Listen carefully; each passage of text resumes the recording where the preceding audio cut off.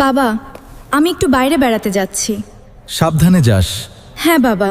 তোর সাথে কে যাচ্ছে? সিকিউরিটি গার্ড সাথে থাকবে। তারা তো তোর দেহরক্ষী। আপন কোনো আত্মীয় স্বজন বা কোনো নিকট বান্ধবী সাথে যাচ্ছে না? যাচ্ছে কে?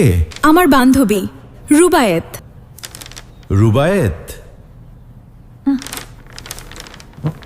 কোনো সমস্যা? সমস্যা মানে মেয়েটাকে আমার পছন্দ না। কেন বাবা? মেয়েটাকে আমার 100% সৎ বলে মনে হয় না। বাবা, একটি কথা বলবো? বল। দেখো বাবা, তুমি তোমার মেয়ের নিরাপত্তার জন্য 100% সৎ একজন বান্ধবীর কথা ভাবছো, হ্যাঁ, অথচ তুমি দেশের 18 কোটি মানুষের নিরাপত্তার জন্য সৎ অভিভাবকের কথা ভাবোনি। আমি তো। তুই কি বলতে চাচ্ছিস? তুমি ভেবে দেখেছো কতগুলো দুর্নীতিগ্রস্ত ও ঋণ খেলাপিদেরকে সংসদে এমপি মন্ত্রী বানিয়েছো? এটা একান্ত রাষ্ট্রীয় ব্যাপার। পরিবার ও রাষ্ট্রনীতিতে দ্বিমুখী আচরণ হতে পারে না। রাষ্ট্রীয় সিদ্ধান্তে আরও কঠোর হওয়া দরকার, কারণ এখানে কোটি মানুষের ভাগ্য জড়িত। তুই আমাকে উপদেশ দিচ্ছিস? না বাবা, আমি উপদেশ দিচ্ছি না।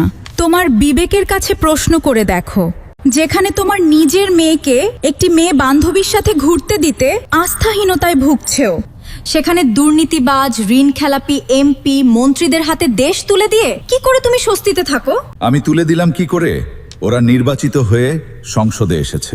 হ্যাঁ, ওরা সংসদে এসেছে তুমি নমিনেশন দিয়েছো বলে। আমি জানি। তুই কেন এসব নিয়ে মাথা ঘামাস? কারণ আমি জেনজির একটি অংশ। আমরাই একদিন দুর্নীতিমুক্ত একটি দেশ গড়ে তুলব।